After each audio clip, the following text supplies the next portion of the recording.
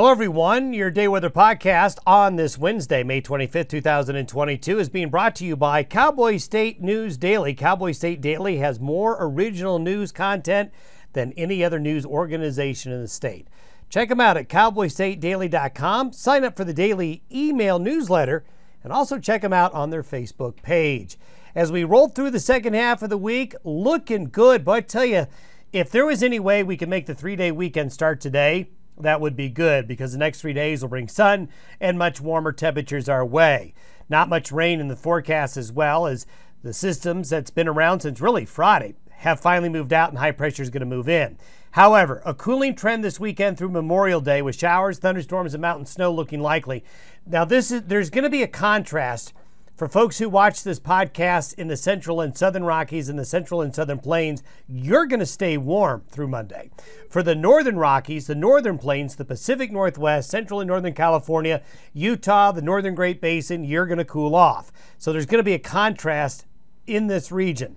A variety of weather's coming for the holiday weekend for those states and areas listed below. So we'll need to kind of be prepared as you make your plans to be outdoors this weekend and your travels for some unsettled weather. Look at the cloudiness that is extensive across Kansas, the Midwest, into the Corn Belt. This is the area of low pressure that basically had been around the western United States all the way back to late last week and is now bringing rain with areas of high pressure building into the Intermountain West here. And you can see that on the satellite photo, and also when you look at the 500 millibar chart with that low swinging east, here's that high pressure ridge coming in off the west coast. This is going to slide in and bring us the good weather that's coming over the next 72 hours.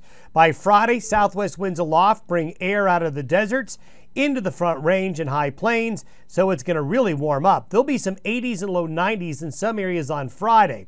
But you can see that low off of Vancouver Island making further tracks south and east. And look at this. This is Friday morning. This is Sunday morning.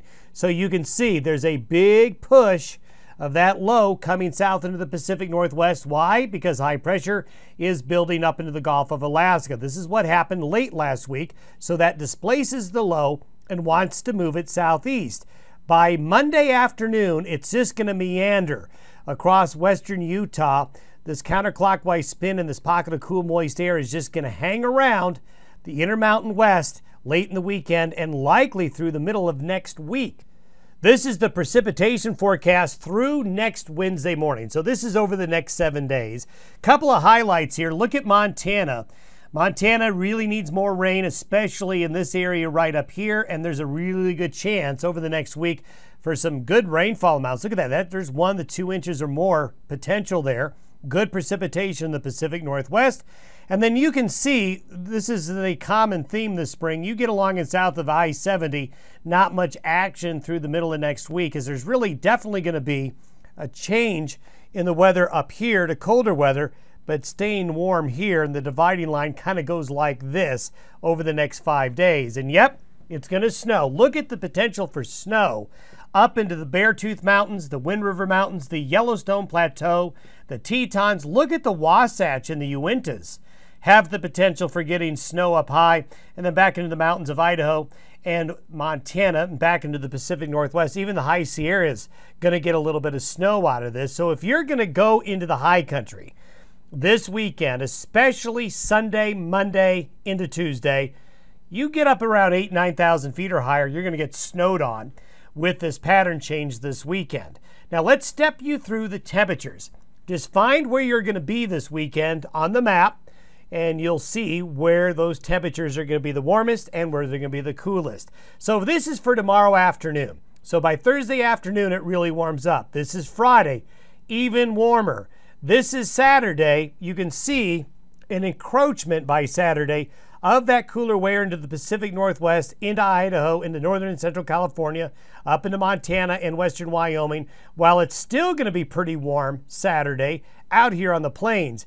By Sunday, the colder air gets pushed down into northern Colorado, really cool weather relative to average, back into Washington, Oregon, Idaho, into northern, even southern California. Going to cool off by Sunday. By Monday, there's kind of a stalemate. The boundary between the mild and the cool goes just about like this for Memorial Day Monday. So if you're south of that black line, you're going to be warm. You're northwest of that black line, you're going to be quite cool for Memorial Day Monday. And those are some pretty cool temperatures relative to average. We're looking at the last day of May here. Last 2 days of May, Monday and the Tuesday, some really cool air.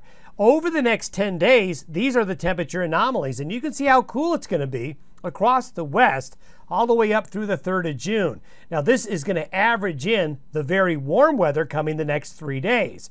So quite warm the next 3 days, and the next 5-6 days after that, we go back into reverse. So June is going to be off to a very cool start. I'm going to talk more about La Nina tomorrow, but I'm going to kind of give you a teaser. There's a lot to show you on the sea surface temperature map for the Pacific Ocean. We still see the robust La Nina holding on right here, holding its own as we get into late spring and early summer. But I want you to notice the cooler sea surface temperatures that are showing up off the coast of California, the Pacific Northwest, and the Baja, and also this area of warmer sea surface temperatures here. We are going to be talking about what La Nina looks like for the rest of the spring, summer, fall season, but also talk about how the sea surface temperatures right here may impact how the summer monsoon season goes in the Intermountain West and the Desert Southwest. More on that tomorrow. Have yourself a great Wednesday. We'll see you Thursday.